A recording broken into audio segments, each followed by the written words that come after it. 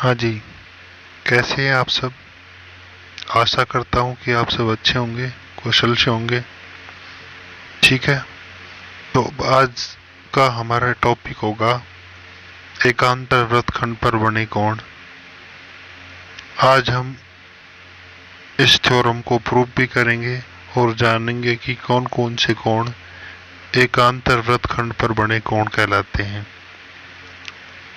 इसके लिए मैंने एक जीवा ली है AB, और इसके एक तरफ यहाँ पर बिंदु C पर एक कोण बना है जो कोण तीन नाम दिया है जिसको। ठीक है, और AB जो जीवा है उसकी जो स्पर्श रेखा है उसके साथ में कोण 2 बना हुआ है। कोण 2 और कोण 3 ये दोनों एकांतर वृत्तखंड पर कोण बने कोण कहलाते हैं। यानी एक स्पर्श रेखा पर बना कोण तथा उसी जीवा द्वारा जिस जीवा द्वारा स्पर्श रेखा पर बना कोण बना हुआ है उसी जीवा द्वारा विपरीत दिशा में वृत्तखंड पर बना कोण है वो एकांतर वृत्तखंड पर बने कोण कहलाते हैं। इसी तरीके से हम कोण एक जो यहाँ ले रखा है वो इस जीवा AB के विपरीत साइड में D पर ये कोण 4 बना हुआ है इसके बराबर होगा। ये एकांतर वृत्तखंड पर बने कोण कहलाते हैं। ठीक है, अब इसका हम प्रूफ देखेंगे। अब साथ ही देख लेते हैं कि जीवा AB द्वारा स्पर्श रेखा के साथ जो कोण बनेगा वो कोण 2 है, वो कोण 3 के बराबर है। और इसी प्रकार एकांतर वृत्तखंड पर बने कोण 1 व 4 भी बराबर होंगे। ठीक है, चलो प्रूफ पे देखते हैं। वृत्त की स्पर्श रेखा स्पर्श बिंदु से एक जीवा पर खींची जाए तो इस पर क्रमशः उसी जीवा द्वारा बनाए गए एकांतर वृत्तखंडों पर बने कोण बराबर होते हैं। ये थ्योरम है, इसका प्रूफ देखते हैं। इस प्रमेय को सिद्ध करने के लिए सबसे पहले इस थ्योरम में क्या दिया हुआ है वो लिखेंगे। तो इसमें दिया हुआ है कि कोई A है वो स्पर्श बिंदु है। ठीक है, ये स्पर्श बिंदु स्पर्श रेखा PQ पर स्थित है। इस स्पर्श बिंदु से AB एक हम जीवा खींचेंगे। तो देखिए ये जीवा है वो स्पर्श रेखा के साथ कोण 1 व कोण 2 बना रही है। ठीक है, और जहाँ कोण 2 बन रहा है उसके सापेक्ष उस जीवा के विपरीत तरफ सेगमेंट पर यानी वृत्तखंड पर बिंदु C पर कोण 3 बन रहा है और कोण 2 और कोण 3 बराबर हैं, ये हमें सिद्ध करना है। इसी प्रकार कोण 1 जीवा के एक तरफ बन रहा है स्पर्श रेखा के साथ और जीवा के दूसरी तरफ वृत्तखंड पर कोण 4 बना हुआ है, ये दोनों बराबर होंगे।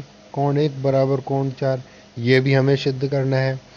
ठीक है, अब इसको सिद्ध करने के लिए हम क्या करेंगे, सबसे पहले है दिया हुआ है वो लिख लेंगे। ठीक है, और हमें सिद्ध करना है ये लिख लेंगे और उसके बाद में इसमें एक रचना करनी पड़ेगी।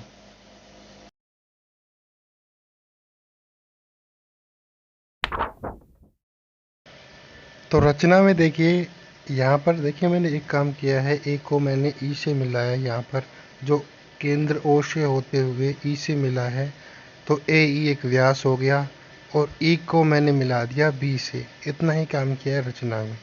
ठीक है, और वो रचना इसलिए की मैंने ताकि ये मैं प्रूफ कर सकूं। देखिए अब कैसे प्रूफ होता है ये आपको थोड़ी देर में समझ में आ जाएगा। अब देखिए यहाँ पर अगर इस त्रिभुज को लें A, E और B को, तो इस त्रिभुज में ध्यान से आप एक बात देखेंगे तो पाएंगे कि जो कोण है वो ABE है वो 90 डिग्री का होगा, क्योंकि एक थ्योरम होती है आपने पढ़ी होगी। ये थ्योरम है कि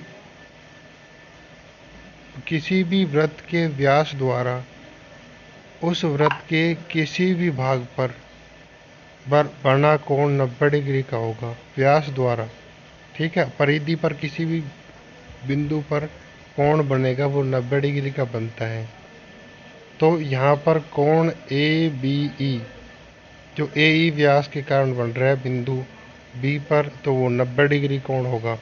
ठीक है, अतः ये दो इस त्रिभुज में ABE में देखिए कोण AEB व कोण EAB, इन दोनों कोण का योग भी 90 डिग्री होगा। ठीक है, इसको कुछ देर के लिए इसको इक्वेशन 1 मान लेते हैं और दूसरी स्थिति की बात करते हैं। इस स्थिति में कोण देखिए BEAQ 90 डिग्री होगा, क्योंकि व्यास है या फिर त्रिज्या स्पर्श रेखा पर लंबवत होती है। तो अब इस अगर EAQ कोण 90 डिग्री है तो यहाँ पर कोण EAB व कोण BAQ इन दोनों का योग भी 90 डिग्री होगा। क्यों? क्योंकि यहाँ पर ये कंप्लीट कोण है EAQ वो EAB तथा BAQ दो कोणों से मिलकर बना है, इसलिए कोण EAB व कोण BAQ बराबर 90 डिग्री। इसको मैं इक्वेशन नाम दे देता हूँ 2। समीकरण 1 व 2 से हम कह सकते हैं कि कोण AEB प्लस कोण EAB दोनों का योग 90 डिग्री तथा कोण EAB प्लस कोण BAQ दोनों कोण का योग 90 डिग्री, दोनों को हम बराबर रख सकते हैं दोनों इक्वेशन से। तो देखिए यहाँ पर EAB और EAB दोनों पक्ष में बराबर है, इसलिए ये कट जाएंगी। अतः कोण EAB बराबर क्या होगा? कोण BAQ। परंतु कोण AEB किसके बराबर है? ध्यान से देखिए, इसमें ये कोण ACB के बराबर तो नहीं है। कैसे? एक ही आर्क द्वारा बने कोण है। ध्यान से देखिए, अरे ADB आर्क है ना, इसके द्वारा E पर जो बना कोण है सेम इसी के द्वारा C पर बने कोण के बराबर होगा। यही तो थ्योरम थी। तो इस कारणवश कोण BAQ बराबर कोण CAB हो जाएगा।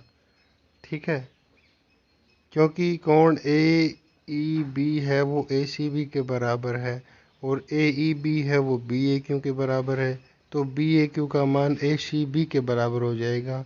परंतु देखिए यहाँ कोण BAQ का मान 2 है व कोण CAB का मान 3 है।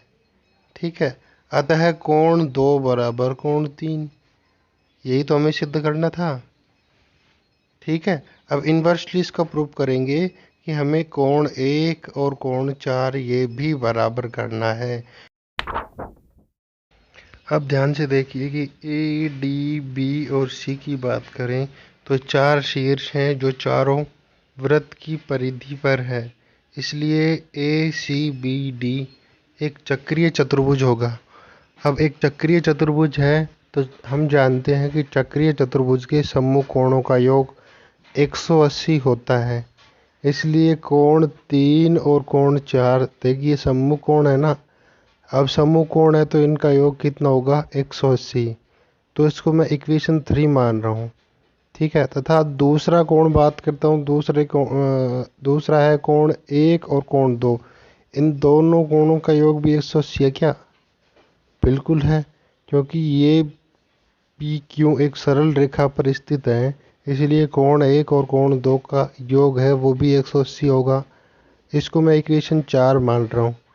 इक्वेशन 3 और इक्वेशन 4 से क्या दोनों का मान समान है क्या? 180 180 ये बराबर है। बराबर है तो ये मान भी बराबर होंगे, यानी कोण 3 प्लस कोण 4 बराबर कोण 1 प्लस कोण 2। ठीक है, लेकिन अभी कुछ समय पहले हमें सिद्ध किया था कि कोण 2 बराबर कोण 3, तो मैं कोण 2 की जगह कोण 3 रख सकता हूँ। तो कोण 1 प्लस कोण 3 बराबर कोण 3 प्लस कोण 4। तो कोण 3 से कोण 3 कैंसिल आउट हो गया, यानी कट गया, तो कोण 1 बराबर आ गया कोण 4। ठीक है, तो हम कह सकते हैं कि एकांतर वृत्तखंड पर बने कोण हैं वो बराबर होते हैं। ठीक है, एक बार पुनः किसी भी जीवा द्वारा अगर स्पर्शरेखा के साथ कोण बन रहा है तो उस जीवा की विपरीत तरफ वृत्तखंड पर बने कोण हैं वो बराबर होते हैं। ठीक है, आशा करता हूँ कि ये थ्योरम आपको समझ में आई होगी।